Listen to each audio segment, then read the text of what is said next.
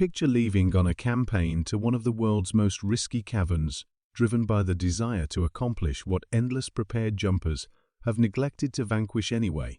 What starts as a thrilling experience quickly changes into a shocking trial, yet in spite of your endeavors, the unforgiving powers inside the cavern neutralize you, making it unthinkable for your lungs to inhale and for you to remain alive. In 2005, Waldeck thought for even a second to enter this hazardous cavern.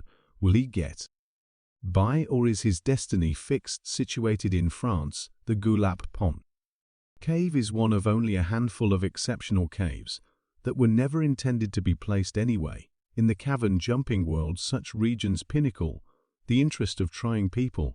The cavern offers quite possibly of the most, in fact, testing plunge, and is home to an extraordinary area through its clogged entry into the fundamental shaft, which is best depicted as a door to the hidden world itself.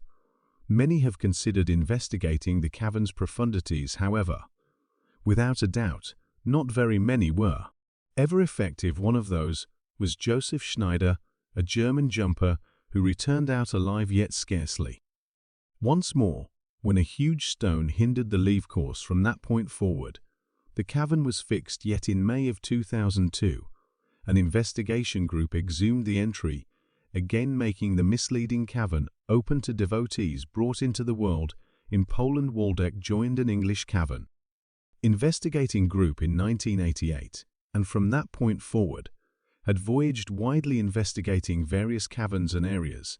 Anyway, he had next to no involvement with investigating water overflowed caves, and subsequent to her airing sickening accounts of jumpers stalling out and losing their lives in overwhelmed caves, he chose to pick an alternate course.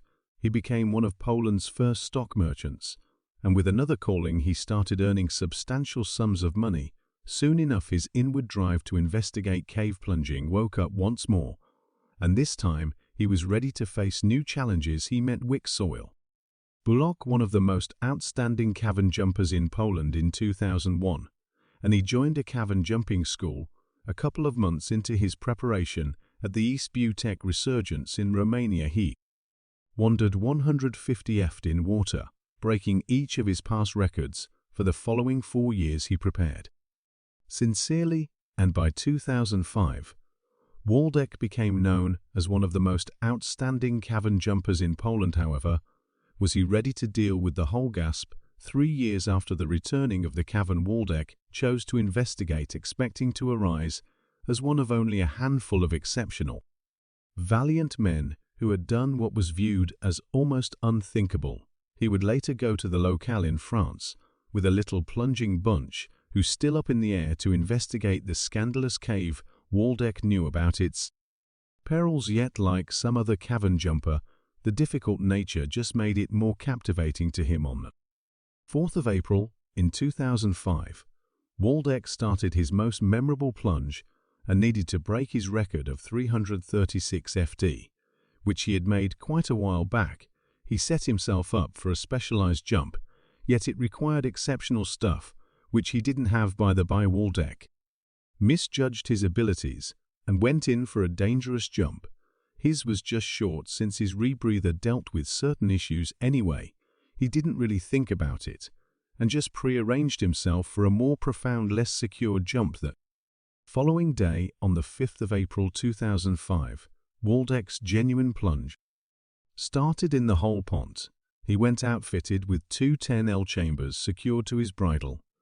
These tanks were basic as they gave life support, and in the event of a rebreather disappointment, one of the tanks was loaded up with tricks, a combination of air with 15% oxygen, 45% nitrogen, and 40% helium. This blend is utilized in more profound pieces of the cavern, where oxygen harming or nitrogen narcosis is almost certain, while the other tank had oxygen, which is utilized in shallow parts. Additionally, these tanks can be utilized without the rebreather if there should arise an occurrence of a crisis. Waldeck tried his rebreather completely and afterward entered the cavern. He realized that the cavern was very close to explore, and his stuff was not adjusted to the restricted living arrangements of the passage. Yet he chose to bring the bulky stuff with him, at any rate a couple of moments into his drop wall deck. Met binding passages and advanced toward a segment where he had the option to see far into the profundities of the sinkhole. The water was certain that day, and with extraordinary perceivability he chose to keep going further. Promptly a short time later, a sharp descending incline, which drove 60 feet more profound, came ahead, and here his trial was going to start. He had no clue about what perils lay ahead, and was totally ignorant about how dangerous the jump really was. At this point he proceeded with Waldeck's rebreather, was a specific device known as the pole motivation rebreather. It requires the jumper to keep a low, flat profile, yet tragically, the passage constrained him to confront upward-downwards.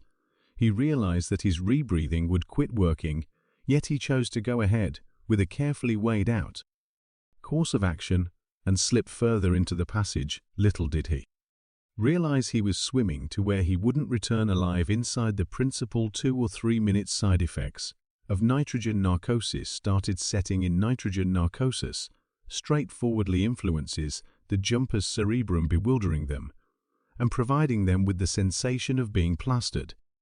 This naturally blocks the judgment-making capacities, and at last it can prompt a lethal result.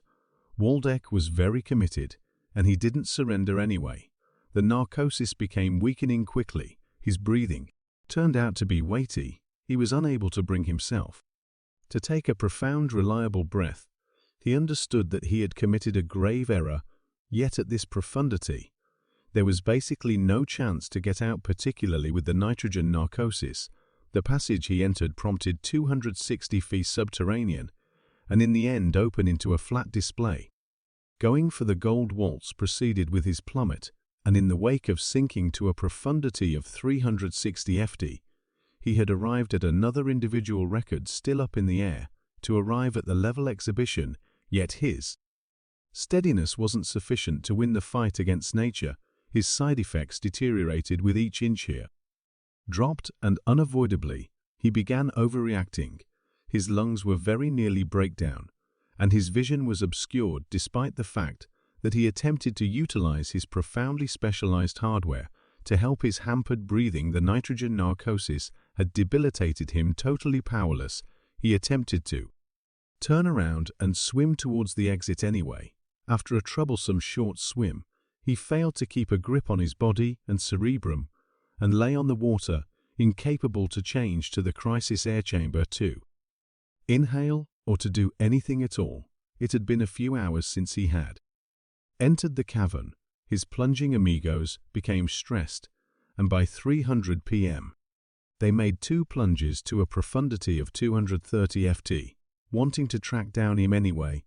They couldn't see any indication of him. The following day, a French salvage mission was called to recuperate his body.